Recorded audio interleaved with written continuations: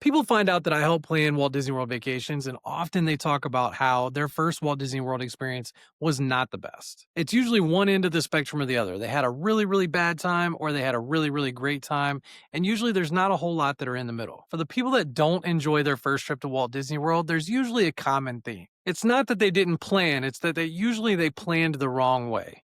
So in this video, I've put together 7 of the most common rookie planning mistakes I see when families are going to Walt Disney World for the first time. And I'm going to talk to you about how to avoid every single one. If you're new here, my name's Matt. I'm founder of adventuresofaDisneyDad.com, host of the Adventures of a Disney Dad podcast, and I have a website and newsletter and all those fun social medias that is focused on helping families plan better Walt Disney World vacations. I'm also a travel agent with the Magic of Less Travel, so if you're interested, I can help you plan your Walt Disney World vacation for free. No cost to you. Disney pays me a commission, all that fun stuff. I've helped hundreds of families plan Walt Disney World vacations, and the goal is to make them feel like a vacation as much as Disney can feel that way and not like a survival mission. Mistake number 1 for families planning Walt Disney World vacations is forgetting to check the park hours and parties that are going on at Walt Disney World. And if you're new to your Walt Disney World planning, you're like, parties, what are you talking about? A lot of times Disney has after hours events, and they can be separate ticketed events.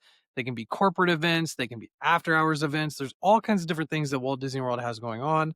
And a lot of times, unfortunately, they will close the parks early for those events. So in the My Disney Experience app or on the Disney website, you can check the latest park hours, and they'll tell you about any parties, events, or closures that may be going on that could impact your vacation. The most common examples are during Halloween, you've got Mickey's Not So Scary Halloween Party. During Christmas, you've got Mickey's Very Merry Christmas Party. Both of those events take place at Magic Kingdom, and they kick everyone out that does not have a ticket for those events out of Magic Kingdom at 6 p.m. All those events in particular only impact Magic Kingdom. During Christmas, you've also got Jollywood Nights at Hollywood Studios. Again, that is a Christmas party that will lead you to be kicked out of the parks at 6 p.m. After hours events can be randomly throughout the year, but those don't usually impact park hours themselves. They're usually after the park was already planning on a schedule to be closed. But it's always really important to keep an eye on these extra hours events to make sure that you're maximizing your Disney vacation. And that can also include early entry for resort guests at Walt Disney World. You can get into some of the parks earlier than normal. It can include deluxe evening hours for deluxe resort guests can have a few hours in the parks after the parks technically close to the public, where only deluxe Disney resort guests are allowed to have access to the park. So whether you purchase tickets to these events or you plan on going them, you want to make sure that you're keeping an eye on the calendar and knowing when the parks are going to close for different events and what the schedules are going to be like. These events can have a massive impact on crowds. For example, whenever there's a party at Magic Kingdom, the wait times are significantly lower during the day at Magic Kingdom. If you're interested in attending an after hours event, I've got a vlog all about the after hours event at Magic Kingdom. And we've talked in the past on episodes on our review of the after hours events at Hollywood Studios. A lot of times those are very much worth the money, so be sure to check those out on the channel. The second most common mistake is doing Magic Kingdom and Hollywood Studios on back-to-back days. And there may be people out there that disagree with me on this, and honestly, there are a lot of vacations where this is kind of inevitable. So if you have a shorter vacation where it's only 2 or 3 days, you may not have much of a choice here. But if you have the option, you should try to avoid, especially if you've got little kids, avoid having Magic Kingdom and Hollywood Studios days back to back. There are a few reasons for this. A lot of you that are familiar with our podcast know that I am a dad of 3, soon to be 5. Chip, my usual co-host, has 5 kids. So we've done Disney a lot with little kids. And it is almost impossible to do 2 late nights when you have little kids back to back. On most vacations, you want to prioritize being able to go to Magic Kingdom for the fireworks, which are called Happily Ever After. So that's going to be 1 late night. They've also got the new Starlight Parade, which is a must visit for any little kids that are going to be going to Magic Kingdom. You have to see Starlight. It's awesome. So whatever day you go to Magic Kingdom, you know that you're going to be out late. If the fireworks are at 9 o'clock, you can either do Starlight before or after the fireworks, and then you're going to end up being out for a late night with little kids. Similarly, the next best nighttime show at Walt Disney World is the Fantasmic show at Hollywood Studios, and that means you're going to have another late night on whatever day that you do Hollywood Studios. 2 late nights back to back with little kids, in my opinion, is a big no-no if you can avoid it. In fact, that's one of the main rules that we don't really negotiate in our family when we take our little kids to Walt Disney World, and I just think it's something that's really helped us to navigate the park days and really get the most out of them. It's almost impossible, but we try and keep our kids on as much of a consistent schedule as possible, similar to what we do at home. So if we've got a little one that naps, we try and get back to the resort for their typical nap schedule, or sometimes they'll fall asleep in the stroller. But when we're at home, we're not doing multiple late nights back to back. And we try not to do that at Walt Disney World either. And it's not just about late nights. So for mom and dad, for the adults, it's a lot of walking at Walt Disney World. I think everybody knows that at this point. It also takes a lot out of your body to be going through the parks all day. And if you're not getting a little bit of a rest, 2 days that are full of energy back to back can be really tough. I think for the most part, families will find that Magic Kingdom and Hollywood Studios, especially with little kids, are going to be the days that are kind of jam packed with energy. And your kids have a lot that they want to do. There's a lot going on. And there's not as much opportunity to relax at those two parks during the typical family's vacation. What I've found is that families with little kids tend to slow it down a little bit more at Epcot and at Animal Kingdom. So you might have a slower morning, or families focus a little bit more on trying to make sure that they get a break in. But when everybody goes to Hollywood Studios or Magic Kingdom, they're trying to go, go, go all the time. And it's a million miles an hour. So the easier thing to do is to try and separate those. Ideally, you want a rest day between. But a lot of times I'll recommend that families do their Animal Kingdom day in between. The best thing you can do on that Animal Kingdom day in the middle is you sleep in. You definitely don't rope drop. You can still accomplish the majority of the stuff that you want to accomplish, even if they've got shorter park hours. And you've got that day in between both Magic Kingdom and Hollywood Studios, or the other way around, Hollywood Studios and Magic Kingdom, where you can maximize kind of rest and recovery while also having a great time at Walt Disney World. If you can push in a rest day, that's even better. So you can spend time at the resort pool, you can go to Disney Springs, you can get a dining reservation at a resort, do a little Skyliner or monorail hopping, all things that kind of help you get a little bit of energy back, but you're also still getting that magic and really getting the most out of your vacation. Speaking of rest days, our third mistake is skipping rest days entirely. A lot of people get so caught up in the cost of a Walt Disney World vacation that they forget that the majority of the cost is associated with the tickets to the parks, not necessarily with their room reservation. So if you're staying at a value resort, moderate resort, or even a low-end deluxe, an extra night on your vacation just for the resort hotel can be anywhere from $100 to $500. It's not going to be the $1,000 to $1,500 that would include a night and tickets for a family of 4 or 5. So most people, when I tell them, hey, you can get an extra rest day on your vacation if you just extend your vacation by one night and you're only going to be paying $200 or $300, they jump at the opportunity because they don't realize that it's just the hotel night that they need to add on for their resort day. And a lot of times I've got clients where I'm like trying to talk them off of buying more days of tickets because they build that rest day in and then they start to think, oh, we're going to Walt Disney World. We want to try and get our money's worth. We want to maximize every day in the parks. And like, you don't need to do that. You're going to have plenty of time in the parks. Sometimes if you've got a really long vacation and you're maybe doing a couple half days in the parks, that works out because you're basically doing a half of a rest day throughout your vacation. Sometimes my family and I will do that where we'll have a 7-day vacation and 2 of the days we're only going into the parks for those late evenings. So we'll go to Magic Kingdom and Hollywood Studios just to go to the nighttime show and do a couple rides.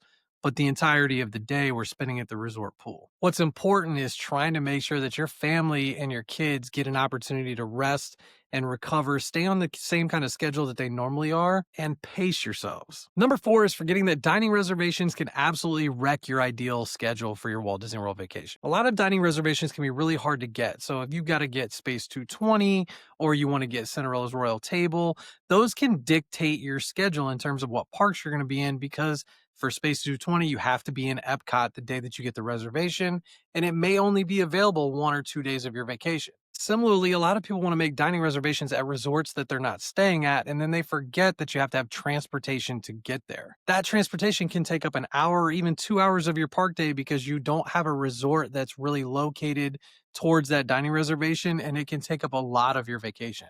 One of my favorite examples is that one of my favorite places to eat is Boma at Animal Kingdom Lodge. I think it's one of the best buffets for breakfast at Walt Disney World. However, Boma and Animal Kingdom Lodge are only accessible by bus. Most people don't realize that the Disney resorts, while some are connected, for example, the monorail resorts, the Skyliner resorts, all the rest of the resorts are not connected to each other directly by bus. So for example, if you're staying at the All-Star resorts and you want to get to Animal Kingdom Lodge, you have to either Uber or you have to take a bus from the All-Star resorts to one of the theme parks, probably Animal Kingdom, get off the bus, then wait for another bus to go back from Animal Kingdom to Animal Kingdom Lodge, and then you got to do it all again. That entire process, two buses on the way to Animal Kingdom Lodge just to get from the All-Stars to Boma can take you over 45 minutes just to get there. Most families don't necessarily want to pay $40 for an Uber to get from their resort to another resort at Walt Disney World, and by the time they've come to this realization that they don't know how to get to their dining reservation, they're kind of screwed. So, one of the best things that I recommend for people to get around to this scenario is to book your reservations first before you select your park days and make your park schedule. Another great example of this is Bibbidi Boppity Boutique. Usually, when people come to me and they want me to book Bibbidi Boppity Boutique for them, I always tell them it has to be at the end of their vacation.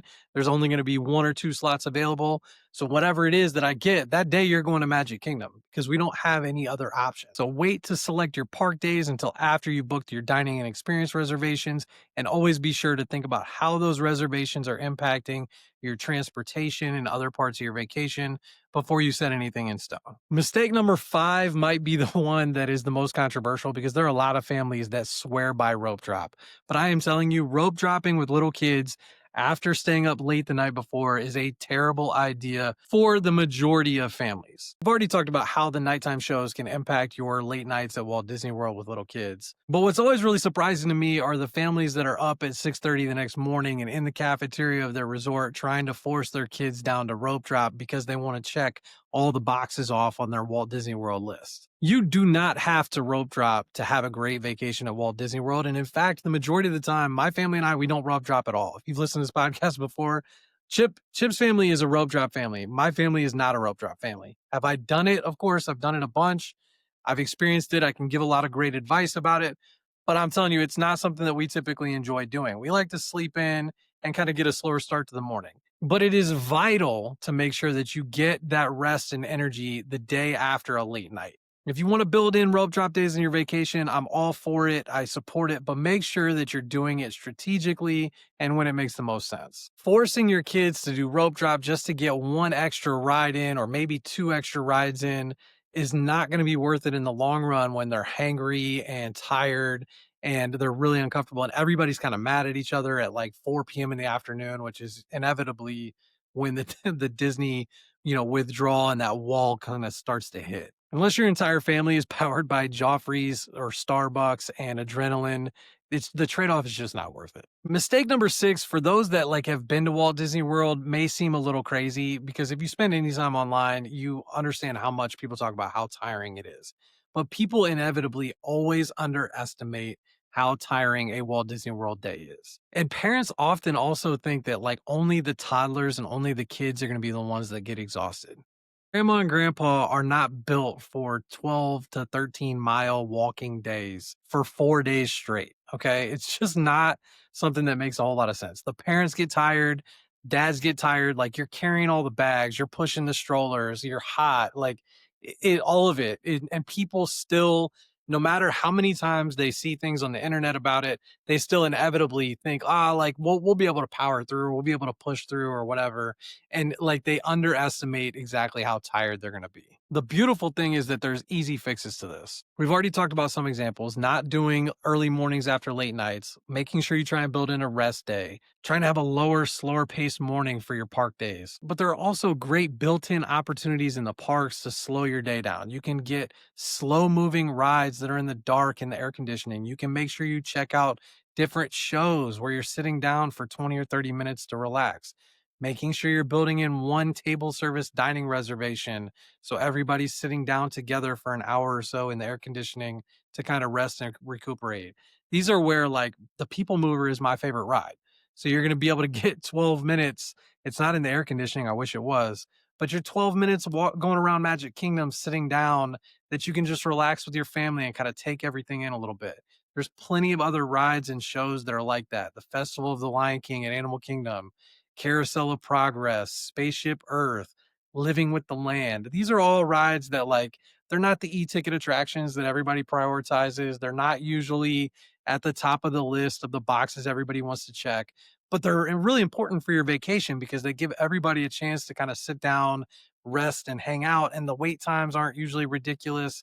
So like is Living with the Land going to be the ride that everybody like raves about on their vacation? No, probably not. But it was like it's like a really important break after Soarin' or after Guardians where you've been walking around World Showcase a little bit and you get a chance to sit down and chill out for 10 or 15 minutes. I think making sure you're prioritizing those moments where you get to sit down and chill is going to make a big difference in your vacation overall.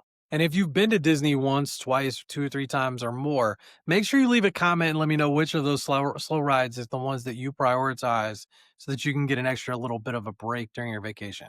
For me, it is absolutely always the people mover. You guys know I'm the people mover guy. Jay Wolf from Disney Food Blog and I might argue about who is the people mover president, but it is certainly it is certainly the crown that I want to wear. And the last mistake is honestly probably the most important, and it's the one that I talk about the most on our podcast, and it is over planning. The majority of families that have a bad time at Walt Disney World have a terrible time because they've over planned the vacation.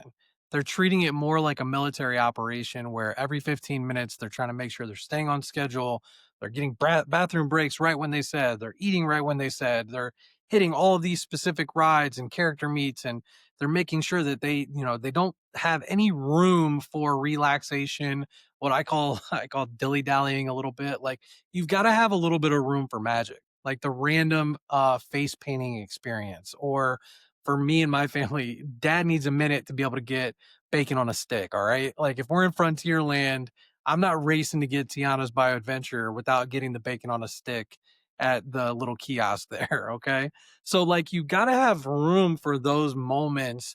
And a lot of times like those are going to be the things that your family it remembers the most, frankly. Some of my favorite memories with my kids are stopping in the Africa section at Epcot and getting their faces painted. Which, by the way, if you don't know, if you do the face painting experience and you keep your receipt, they can go to any park where there's face painting and get their face painting touched up throughout their entire day. It's one of my favorite things at Walt Disney World. So it's important that you plan strategically, but at the same time, you leave some time for spontaneous moments to happen. A lot of times on the podcast, we talk about this kind of 3-2-1 method. You pick 3 rides that are a priority, then you pick 2 character meets or shows that are a priority, and you get 1 table service dining reservation. And those really build out the bulk of your day. You're going to be able to cover that with individual lightning lane, multi-pass, and you're going to have a good structure. And then anything else is a bonus. Like have some flexibility to do different things based on whatever your family decides and what you kind of feel in the moment. It is impossible. Listen to me when I say this. It is impossible for you to do everything in one Walt Disney World vacation. Like the idea that you're going to be like a one and done family and do it all is just not going to happen. So the sooner you put that out of your mind and you focus on having a good time with your family, the better off you'll be. Either you'll come back and you'll do the other stuff or you won't.